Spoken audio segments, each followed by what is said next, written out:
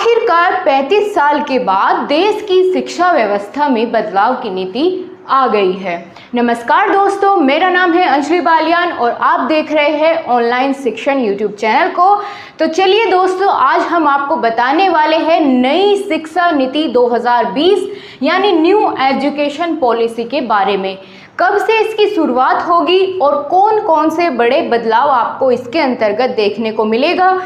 स्कूली शिक्षा के बारे में बात करेंगे कि स्कूली जो पैटर्न है उसमें क्या बदलाव होंगे, कॉलेज शिक्षा में कौन कौन से नए बदलाव किए गए हैं, और साथ ही हम ये भी जानेंगे कि शिक्षक भर्ती पर इसका क्या प्रभाव पड़ेगा। अब शिक्षक बनने के लिए और कितने प्रयास ज़्यादा पहले से करने होंगे। तो इन सभी चीज़ को डिस्कस करते हुए हम आगे बढ़ेंगे और जानेंगे कि कौन से बड़े फैसले सरकार ने नई शिक्षा नीति में लागू किए हैं, जो कि अब से शुरुआत होगी इन सभी की। तो चलिए दोस्तों, सबसे पहले जानते हैं कि आखिर ये नई शिक्षा नीति है क्या। तो 35 साल के बाद में ये एक नई नीति लाई गई है शिक्षा में। जो पहली नीति थी उसमें कुछ बदलाव किए गए हैं, तो उनको देखते हुए इस बार क्या क्या नई चीज़ों की व्यवस्था की गई है। सबसे पहले तो एक मेन पॉइंट है जो आपको समझना ज़रूरी है और आपके लिए जानना बहुत ज़रूरी है। सबसे पहली बात है कि जो पहले MHRD मिनिस्ट्री हुआ करती थी, अभी तक MHRD यानी मानव संसाधन विकास मंत्रालय, इसका नाम बदलकर कर दिया है शिक्षा मंत्रालय। और आपसे एक बात और बता दूं कि 1985 में पहले इसका नाम शिक्षा मंत्रालय ही था, लेकिन 1985 में क्या हुआ, शिक्षा मंत्रालय का नाम बदलकर मानव संसाधन विकास मंत्रालय रख दिया गया। तो एक सबसे बड़ी चीज़ क्या हुई है कि शिक्षा मंत्रालय वापस से फिर इसका नाम कर दिया गया है। अब चलिए एक एक कर इन सभी के बारे में जानते हैं कि क्या क्या बदलाव इन सभी में हुए हैं। सबसे पहले बात करेंगे स्कूली शिक्षा की। जैसा कि आप सभी जानते थे कि स्कूली शिक्षा अभी तक 12 साल की होती आई है, ठीक है, 12 वर्ष की, यानी 12th तक क्या करते थे, 12 वर्ष लगते थे 12वीं करने में। लेकिन अब क्या होगा, अब इस शिक्षा में बदलाव करके 15 वर्ष की शिक्षा व्यवस्था को लागू किया गया है। 12 वर्ष की जगह अब स्कूली शिक्षा 15 वर्ष की होगी। वो कैसे होगी, इसके बारे में बात करते हैं दोस्तों। इसको 4 भागों में विभाजित किया गया है। इन 15 वर्षों को देखते हैं कौन कौन से हिस्से में क्या पढ़ना होगा और कैसे इसको डिवाइड किया गया है। इसको दोस्तों 5 + 3 + 3 और +4 इस तरीके से इन 15 वर्षों को विभाजित किया गया है। इस फॉर्मेट में इनको बदला गया है। पहले फॉर्मेट था 12 वर्षों का यानी 10 + 2, अब है 5 + 3 + 3 + 4। इस फॉर्मेट में इसको 15 वर्ष को विभाजित कर दिया गया है। इसके तहत स्कूल के जो पहले 5 वर्ष होंगे, इनमें क्या किया जाएगा, इनमें इन 5 वर्षों को जो है फाउंडेशन स्टेज मानी जाएगी। ठीक है दोस्तों, इन 5 वर्षों को क्या होगा, फाउंडेशन स्टेज मानी जाएगी, यानी इस दौरान छात्रों के लिए मजबूत नींव तैयार की जाएगी। इसका कैरिकुलम NCERT के द्वारा तैयार किया जाएगा और इन 5 वर्षों में 3 वर्ष तो प्री प्राइमरी के होंगे और पहली और दूसरी कक्षा इन्हीं 5 वर्षों में शामिल होगी। यानी इन 5 वर्षों में 3 वर्ष होंगे प्री प्राइमरी के और पहली और दूसरी कक्षा के एक एक वर्ष मिला करके ये 5 वर्ष बनते हैं और इनका पाठ्यक्रम जो है NCERT तैयार करेगी। इसके अलावा बच्चों को खेल कूद और अलग अलग गतिविधियों द्वारा पढ़ाई करके इनकी पढ़ाई कराई जाएगी। अलग अलग गतिविधियों के द्वारा इन कक्षाओं में किताबों का बोझ बहुत ही कम कर दिया जाएगा। यानी एक बहुत अच्छी बात है, जो बच्चे अब अपनी पढ़ाई की जर्नी शुरुआत करने वाले हैं, छोटे हैं, अभी स्कूल में एडमिशन लेने की बात उनकी होने वाली है, तो उनके लिए उनकी किस्मत बहुत अच्छी है, क्योंकि उनके ऊपर पढ़ाई का दबाव बहुत कम होने वाला है और बहुत ही सारी नई नई गतिविधियां उनके स्कूलों में अब उनके साथ अपनाई जाएगी। आगे बात करते हैं इसके बाद के जो अगले 3 साल है, यानी ये अगले 3 साल है, तो इसमें कक्षा तीसरी से लेकर के कक्षा 5वीं तक का जो है शेड्यूल किया गया है, यानी कक्षा तीसरी, चौथी और 5वीं इनके एक एक साल मिलाकर 3 साल की ये अलग स्टेज बनाई गई है। इसमें क्या होगा, इसमें छात्रों के भविष्य के लिए तैयार किया जाएगा उन्हें। इसके तहत छात्रों का परिचय अलग अलग विषयों के साथ कराया जाएगा, जैसे विज्ञान, गणित, कला, साहित्य, सामाजिक ज्ञान और ह्यूमैनिटीज़ जैसे विषयों से इनका संपर्क कराया जाएगा, इनको ये चीज़ें सिखाई जाएगी। ठीक है दोस्तों, अब दूसरी स्टेज की आपने बात कर ली। तीसरी स्टेज में क्या होगा, ये भी 3 साल की है।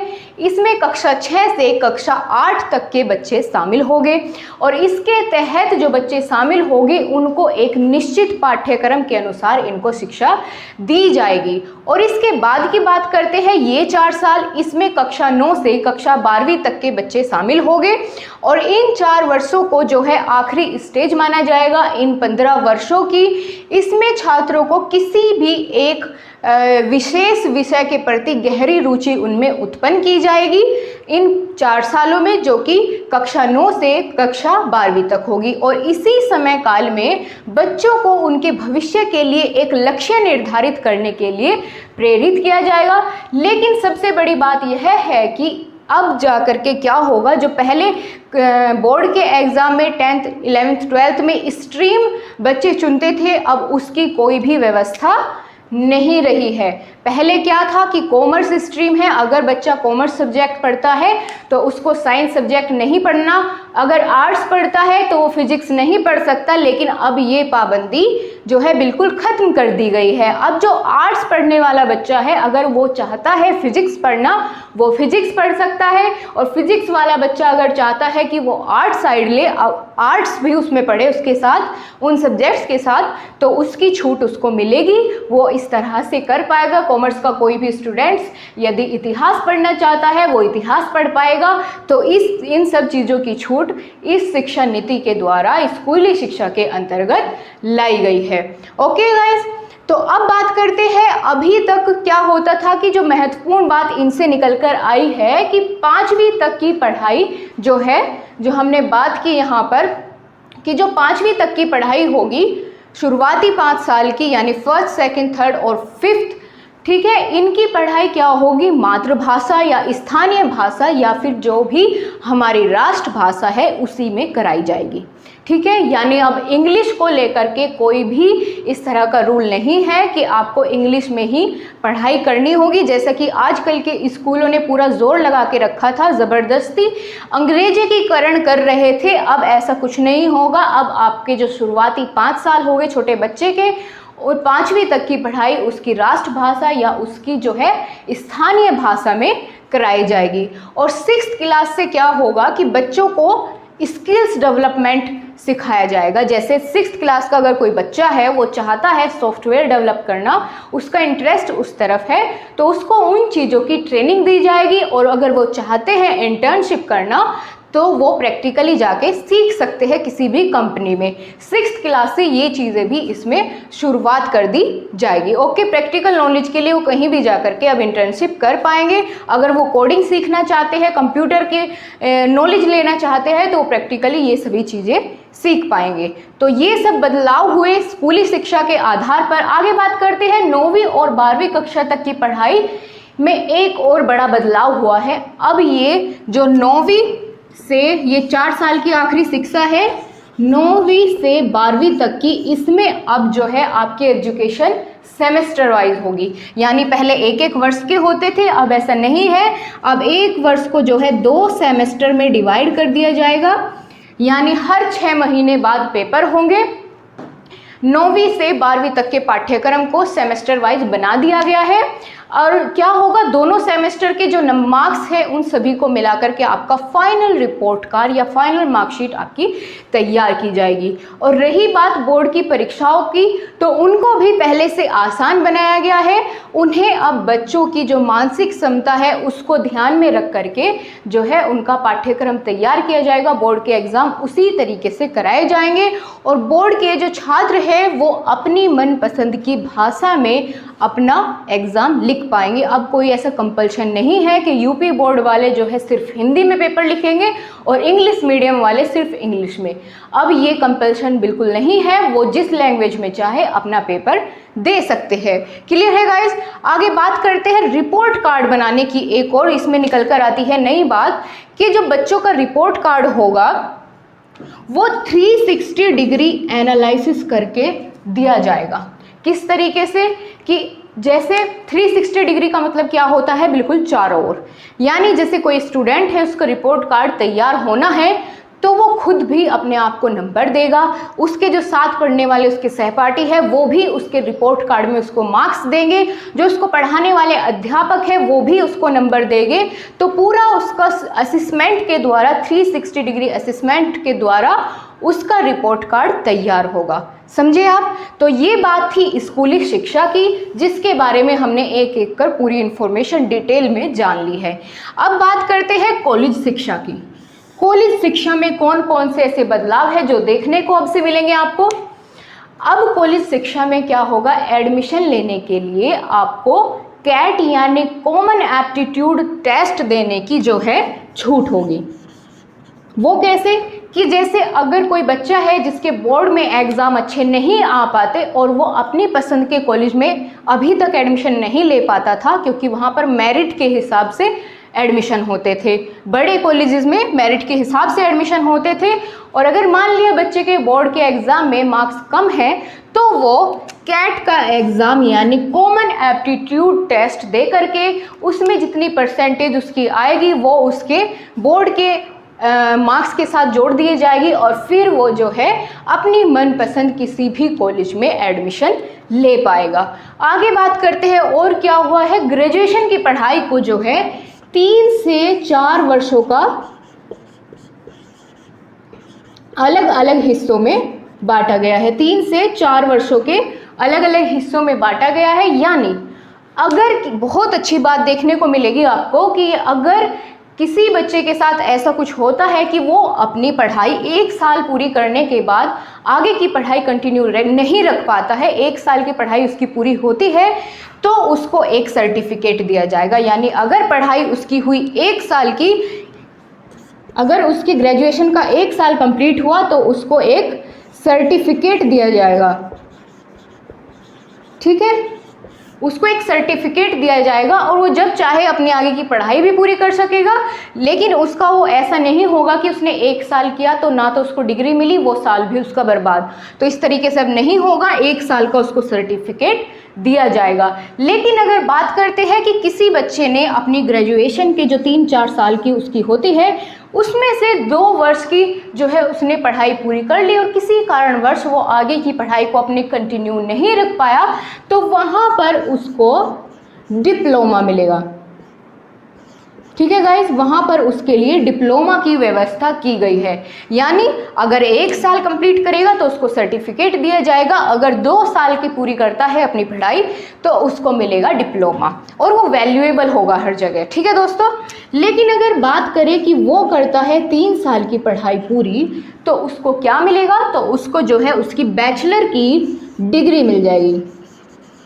ओके गाइज, और हमने बात की 3 से 4 वर्षों का होगा। अब बात करते हैं अगर वो पूरे 4 वर्ष की पढ़ाई पूरी करता है तो उसको क्या होगा, एडिशनल बेनिफिट होगा, उसको रिसर्च डिप्लोमे के साथ उसकी बैचलर की डिग्री दी जाएगी। यानी वो किसी भी एक जो विशेष सब्जेक्ट में जिसमें उसने अधिक जो है रुचि के साथ पूरा अध्ययन किया होगा, विश्लेषण किया होगा, उसके रिसर्च डिप्लोमे के साथ उसको बैचलर की डिग्री जो है प्रोवाइड की जाएगी। क्लियर है गाइज?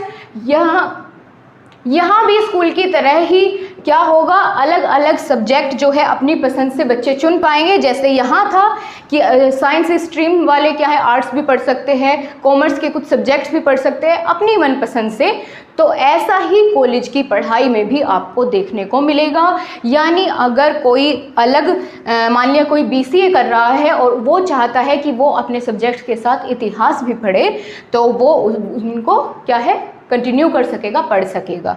इतनी बात आपको समझ में आई। अब बात करते हैं आगे इनके लिए एक एकेडमिक बैंक की सुविधा भी उपलब्ध कराई जाएगी। जो कॉलेज स्टूडेंट्स हैं इनके लिए एक एकेडमिक बैंक बनाया जाएगा। क्यों एकेडमिक बैंक ऑफ क्रेडिट बोलेंगे, क्यों बनाया जाएगा? क्योंकि अगर ऐसा है कि कोई विद्यार्थी अपनी एक जो वो बैचलर डिग्री कोई कर रहा है, ग्रेजुएशन कर रहा है, उसके साथ साथ वो कोई अदर कोर्स भी की भी पढ़ाई शुरुआत करना चाहता है, पढ़ना चाहता है, तो बहुत आसानी के साथ कर पाएगा। ठीक है दोस्तों, यानी वो एक साथ 2 कोर्सेज भी कंटिन्यू रख पाएगा। गाइस बिल्कुल क्लियर है? आगे चलते हैं, आगे बात करते हैं शिक्षक भर्ती के बारे में क्या अलग अलग फैसले लिए गए हैं। हमने बात कर ली स्कूली शिक्षा की, कॉलेज की शिक्षा में क्या बदलाव होने वाले हैं, लेकिन अब सबसे बड़ी बात आने वाली है कि शिक्षकों के लिए क्या क्या नए बदलाव यहाँ पर देखने को मिलेंगे। क्या शिक्षक भर्ती है उसमें ज़्यादा अधिक मेहनत करनी पड़ेगी या फिर इसको भी पहले की तरह और आसान किया गया है? तो चलिए देखते हैं, इसके बारे में जानते हैं। तो शिक्षक भर्ती में अब क्या होगा, इंटरव्यू स्किल टेस्ट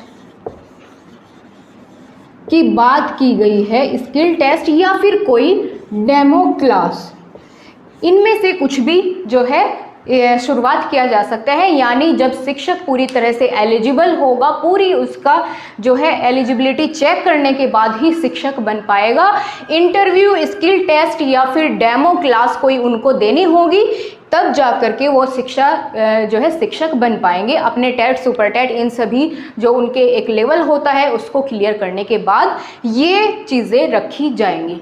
अब दोस्तों इसकी वजह से 2 चीज़ें देखने को मिलेगी। एक तो बात ये है कि जो बिल्कुल सही हकदार है शिक्षक बनने के, वही जो एलिजिबल है वही बन पाएंगे। लेकिन दूसरा एक नेगेटिव पॉइंट ये है कि शिक्षक की भर्ती में जो इंटरव्यू रखने के कारण बहुत सारी धांधली होने के चांसेस बढ़ जाते हैं, वहाँ पे करप्शन देखने को मिलता है। तो इसीलिए देखते हैं आगे कैसे जो ये नई नीति हुई है कैसे लागू होती है, कितना सही तरीके से इसका सदुपयोग किया जाता है या दुरुपयोग किया जाता है, वो चीज़ें तो हमें आने वाले वर्षों में देखने को मिलेगी। लेकिन अभी की बात यह है कि शिक्षक भर्ती में इन तीनों में से कुछ भी एक रखा जाएगा, या तो कोई डेमो क्लास आपको देनी होगी, या स्किल टेस्ट किया जाएगा, या फिर आपका इंटरव्यू होगा। ओके गाइस, और एक बात और, जैसे BEd के जो कोर्सेज थे, पहले क्या था कि अगर किसी ने ग्रेजुएशन की है उसको भी ये 2 साल का करना होगा, पोस्ट ग्रेजुएशन की है तो भी BEd आपको 2 साल का करना होगा। लेकिन अब ऐसा नहीं है, अब जो है 4 साल का इंटीग्रेटेड कोर्स बनाया गया है। यानी अगर 12th के बाद कोई करना चाहे BEd तो वो 4 साल का इंटीग्रेटेड कोर्स कर सकता है, यानी 2 डिग्रियाँ उसको एक साथ में मिल जाएगी। ठीक है दोस्तों, उसके लिए आपको ग्रेजुएशन प्लस BEd दोनों इसी में हो जाएगी। ये इंटीग्रेटेड कोर्स के नाम से जाना जाता है। और दूसरी बात, अगर कोई ग्रेजुएट है तो उसके लिए क्या होगा, ये 2 वर्षों की होगी BEd, और अगर कोई पोस्ट ग्रेजुएट है तो उसके लिए 1 साल का प्रावधान रखा गया है BEd का। और एक बहुत अच्छी बात है दोस्तों कि जो शिक्षकों की जो है नियुक्ति होती थी अलग अलग गैर शैक्षिक कार्यों के लिए, जैसे कि चुनाव में और MDM BLO के जो कार्य होते हैं, इन सभी में शिक्षकों की ड्यूटी लगाई जाती थी। पढ़ाने के अलावा ये भी काम उनके ऊपर जो है रखे जाते थे। अब ऐसा नहीं होगा, इन सभी से उन्हें छुटकारा मिलेगा, बस चुनाव में ड्यूटी लगेगी। लेकिन जो BLO और MDM के कार्य थे उन सभी का भार इनके शिक्षकों के ऊपर से हटाया जाएगा। और दोस्तों बात करते हैं, पहले क्या था, एक बहुत ही ज़रूरी बात इसमें आपको देखने को मिलती है। नंबर 2 पॉइंट क्या है कि जो राइट टू एजुकेशन एक्ट था हमारा RTE, उसमें पहले क्या था, 6 से 14 वर्ष के बच्चों को जो है शिक्षा मुफ्त दी जाती थी। ठीक है, यानी फ्री एजुकेशन प्रोवाइड की जाती थी। लेकिन अब क्या हो गया है, वो 14 वर्षों की जगह 18 वर्षों के लिए उसको फ्री करने की बात की गई है। यानी 18 इयर्स तक की जो आपकी एजुकेशन होगी वो बिल्कुल निःशुल्क होगी, बिल्कुल फ्री होगी। यानी 12th तक की बात इसमें हम कर सकते हैं, यानी 12वीं तक की शिक्षा बिल्कुल मुफ्त होगी। और एक और बात की, राष्ट्रीय शिक्षा आयोग बनाया जाएगा जिसमें उसके अध्यक्ष होंगे, उसकी अध्यक्षता करेंगे प्रधानमंत्री भारत के। तो शिक्षा आयोग बनाया जाएगा, नई नई शिक्षा के जो है नीतियों को और आगे लाया जाएगा और बहुत सारे बदलाव किए जाएंगे। तो अपने आप में एक बहुत बड़ा बदलाव है, देखने के लिए बहुत सारी अच्छी बातें हैं, एक दो छोटे बहुत नेगेटिव पॉइंट्स भी हैं जो हमने अभी यहाँ पर डिस्कस किए। तो दोस्तों आपको आज की ये वीडियो कितनी इन्फॉर्मेटिव लगी आप कमेंट बॉक्स में ज़रूर बताना और ज़्यादा से ज़्यादा वीडियो को शेयर करें, सबको इसके बारे में पता होना चाहिए क्या है नई शिक्षा नीति। तो दोस्तों आपने देख लिए है क्या क्या नए बदलाव किए गए हैं स्कूली स्तर पर, कॉलेज के स्तर पर, और बात करें शिक्षकों के लिए तो वो भी हमने पूरे डिटेल में जान लिए है। क्लियर है गाइज? और ये बहुत इंपॉर्टेंट पॉइंट है, आपको याद रखना होगा कि अब MHRD को बदलकर वापिस से शिक्षा मंत्रालय इसका नाम कर दिया गया है, जो कि 1985 में पहले क्या किया गया था, शिक्षा मंत्रालय को बदलकर MHRD रखा गया था। अब इसको फिर से बदलकर शिक्षा मंत्रालय इसका नाम रख दिया गया है। और 35 साल बाद शिक्षा की जो ये नई नीति आई है तो ये अपने आप में बहुत ही अलग है।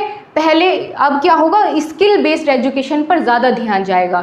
पहले रट्टा बेस्ड थी कि जो है कोचिंग लगाओ, ट्यूशन लगाओ, रटो पूरी सब चीज़ें, जितना पाठ्यक्रम है वो निर्धारित है उसको कैसे भी करके पूरा करना है। लेकिन अब जो है स्किल्स डेवलप करने पर ज़्यादा ध्यान दिया जाएगा। तो ठीक है दोस्तों, आज की क्लास आपको कैसी लगी? वीडियो को लाइक करिए, अच्छी लगी है तो ज़रूर बताइए कमेंट बॉक्स में अपने पॉइंट्स, आप क्या सोचते हैं इस नीति के बारे में। तो मिलते हैं आपसे इसी तरह की अगली इंफॉर्मेटिव वीडियो के साथ। Bye bye, take care.